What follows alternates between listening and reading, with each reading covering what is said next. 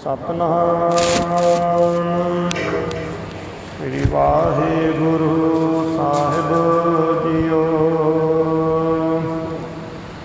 तनासरी महला पंजवा। चतुर्दिशा कीनो बल अपना, सिर ऊपर कर धारियो। कृपा कटाक्ष अवलोकन कीनो, दास का दुख बिदारियो। चतुर्दिशा कीनो बल अपना, सिर ऊपर कर धारियो। कृपा कटाक्ष अवलोकन कीनो, दास का दुख बिदारियो। हर जन राखे गुरु गोविंद, कंठ लाए अवगुण सब मेटे। दयाल पुरख बख्शंद रहा, जो मांगै ठाकुर अपने ते। सोई सोई देवै, नानक दास मुख ते जो बोलै। इहाँ उहाँ सच होवै, जो मांगै ठाकुर अपने ते। सोई सोई देवै, नानक दास मुख ते जो बोलै। इहाँ उहाँ सच होवै। वाहिगुरू जी का खालसा, श्री वाहिगुरू जी की फतेह। तनासरी महला पंजवा। चतुर्दिशा कीनो बल अपना, सिर ऊपर कर धारियो। कृपा कटाक्ष अवलोकन कीनो, दास का दुख बिदारियो। एक रूह है, एक आत्मा है, एक जीव आत्मा, जिसनों के परमात्मा की सतगुर सच्चे पातशाह की पार कृपा बख्शिश हो गई है। दिव्य नेत्र खुल गए हैं, अंदर प्रकाश हो गया है। अंदर प्रकाश होने के नाल अपने आप का पता चल गया है, परमात्मा का पता चल गया है। अंदरली अवस्था परमात्मा नाल एकमिक हो गई है। तो की पुकार करती है? चतुर्दिशा कीनो बल अपना, सिर ऊपर कर धारियो। कि पुकार कर रही है कि चारों ही दिशावां विच परमात्मा का प्रकाश दिस रहा है। चारों ही दिशावां उसके मातहत हैं और परमात्मा का प्रकाश चारों तरफ छाया हुआ है। चतुर्दिशा कीनो बल अपना, सारे पासे उस परमात्मा का बल, उस परमात्मा की शक्ति कायम है। सिर ऊपर कर धारियो, तो मेरे सिर के उत्ते उस परमात्मा का हथ है, उस सर्वशक्तिमान परमात्मा का, जिसका चारों दिशावां विच बल फैलिया होया है। उसका मेरे सिर के उत्ते हथ हो गया है। कृपा कटाक्ष अवलोकन कीनो, दास का दुख बिदारियो। तो ऐसे सतगुर सच्चे पातशाह ने मेरे उत्ते एक कृपा दृष्टि की नज़र, एक नज़र मार ली है। कृपा कटाक्ष अवलोकन कीनो, दास का दुख बिदारियो।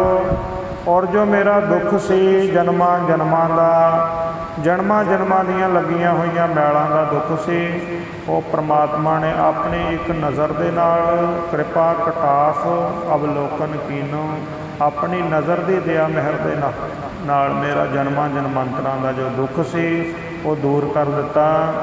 और रूह नूं पाक पवित्र करके, प्रकाशमान करके अपने नाल मेल लिया। अगे आप बख्शिश कर रहे हैं, हर जन राखे गुरु गोविंद। कि जो परमात्मा का सिमरन करने वाले परमात्मा के भगत हैं, हर जन हैं, उन्होंने परमात्मा सच्चे पातशाह आप ही रख लैंदा है। किस तरह रख लैंदा है? कंठ लाए अवगुण सब मेटे, कि अपने कंठ नाल लगा के अपनी दया बख्शिश करके ਸਾਰੇ ਹੀ ਅਵਗੁਣ ਜੋ ਹਨ ਉਹ ਮੇਟ ਦਿੰਦਾ ਹੈ। ਇੱਕ ਇਨਸਾਨ ਦੇ ਕਿਤਨੇ ਅਵਗੁਣ ਹਨ? ਜਿਤਨਾ ਸਮੁੰਦਰ ਸਾਗਰ ਨੀਰ ਭਰਿਆ ਤੇਤੇ ਅਵਗੁਣ ਹਮਾਰੇ। ਜਿੰਨਾ ਇੱਕ ਸਮੁੰਦਰ ਦੇ ਵਿੱਚ ਜਲ ਹੈ, ਇੱਕ ਇਨਸਾਨ ਦੇ ਅੰਦਰ ਇਤਨੇ ਗੁਣਾ ਹਨ। ਜਨਮਾਂ ਜਨਮਾਂਤਰਾਂ ਦੇ ਇਕੱਠੇ ਹੋਏ ਹੋਏ ਗੁਣਾ ਜਿਨ੍ਹਾਂ ਨੂੰ ਬਖਸ਼ਿਆ ਨਹੀਂ ਜਾ ਸਕਦਾ। ਪਰ ਪਰਮਾਤਮਾ ਜਿਸ ਉੱਤੇ ਆਪਣੀ ਨਜ਼ਰ ਦਿਆ ਮਿਹਰ ਕਰ ਦੇਵੇ, ਕੰਠ ਲਾਏ ਅਵਗੁਣ ਸਭ ਮੇਟੇ, ਦਿਆਲ ਪੁਰਖ ਬਖਸ਼ੰਦ। ਉਹ ਪਰਮਾਤਮਾ ਬਖਸ਼ਣਹਾਰ ਦਿਆਲ ਪੁਰਖ, ਉਹ ਐਸੀਆਂ ਆਪਣੀਆਂ ਰੂਹਾਂ ਦੇ, ਐਸੀਆਂ ਆਪਣੇ ਭਗਤ ਜਨਾਂ ਦੇ ਸਾਰੇ ਹੀ ਅਵਗੁਣ ਮੇਟ ਦਿੰਦਾ ਹੈ। ਫਿਰ ਅਖੀਰ ਵਿੱਚ ਆ ਬਖਸ਼ਿਸ਼ ਕਰ ਰਹੇ ਹਨ। ਫਿਰ ਐਸੀਆਂ ਰੂਹਾਂ ਪਾਕ ਪਵਿੱਤਰ ਪ੍ਰਕਾਸ਼ਮਾਨ ਜਿਨ੍ਹਾਂ ਨੂੰ ਅੰਤਰ ਦੀ ਸੋਝੀ ਹੈ, ਆਪਣੇ ਅੱਗੇ ਦੀ ਸੋਝੀ ਹੈ, ਪਿਛਲੇ ਜਨਮਾਂ ਦੀ ਸੋਝੀ ਹੈ, ਆਉਣ ਵਾਲੇ ਸਮੇਂ ਦੀ ਸੋਝੀ ਹੈ, ਔਰ ਪ੍ਰਕਾਸ਼ਮਾਨ ਪਰਮਾਤਮਾ ਸਰੂਪ ਜੋ ਐਸੀਆਂ ਰੂਹਾਂ ਬਣ ਚੁੱਕੀਆਂ ਹਨ, ਉਹਨਾਂ ਦੇ ਸਹਿ ਸੁਭਾਅ ਅੰਦਰ ਵਿੱਚ ਉੱਠਣ, ਚਿੱਤ ਵਿੱਚ ਉੱਠਣ ਵਾਲੇ ਵਿਚਾਰ ਵੀ ਪਰਮਾਤਮਾ ਸਹਿ ਸੁਭਾਅ ਪੂਰਨ ਕਰ ਦਿੰਦਾ ਹੈ। ਫਿਰ ਐਸੀਆਂ ਰੂਹਾਂ ਜੋ ਮੰਗੈ ਠਾਕੁਰ ਆਪਣੇ ਤੇ ਸੋਈ ਸੋਈ ਦੇਵੈ।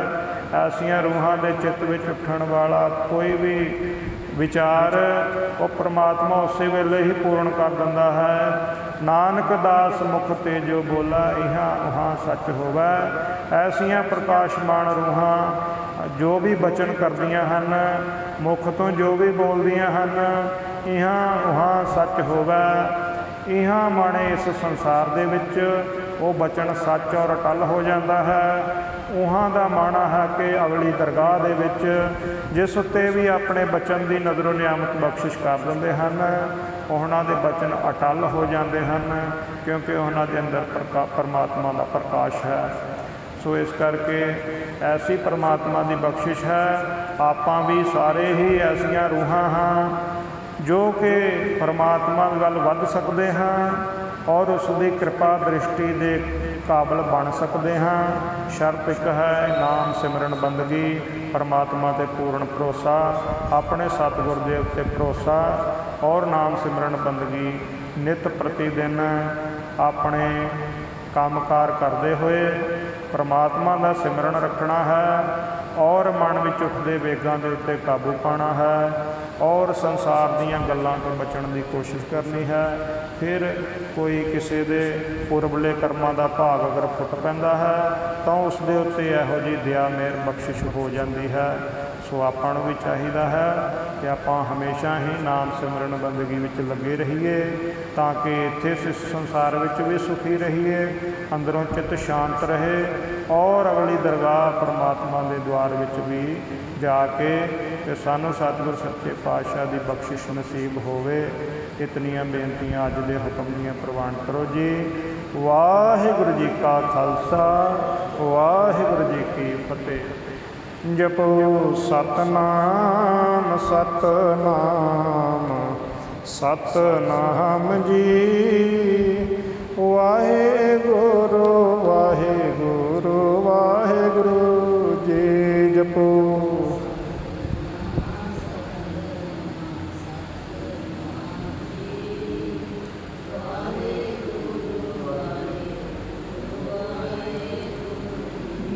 ਜਪੋ ਸਤਨਾਮ ਸਤਨਾਮ ਸਤਨਾਮ ਜੀ। ਵਾਹਿਗੁਰੂ ਵਾਹਿਗੁਰੂ ਵਾਹਿਗੁਰੂ ਜੀ। ਜਪੋ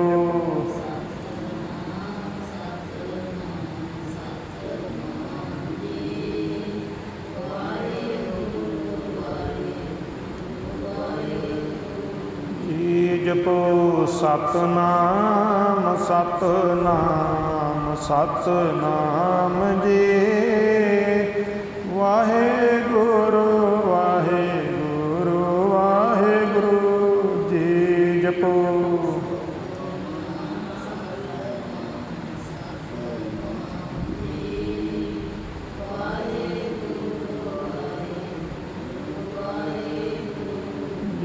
ਜਪੋ ਸਤਨਾਮ ਸਤਨਾਮ ਸਤਨਾਮ ਜੀ।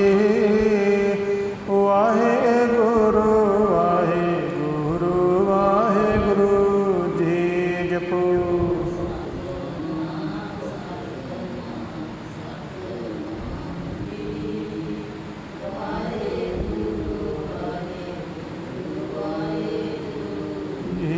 जपो सतनाम सतनाम सतनाम जी। वाहेगुरु वाहेगुरु वाहेगुरु जी जपो।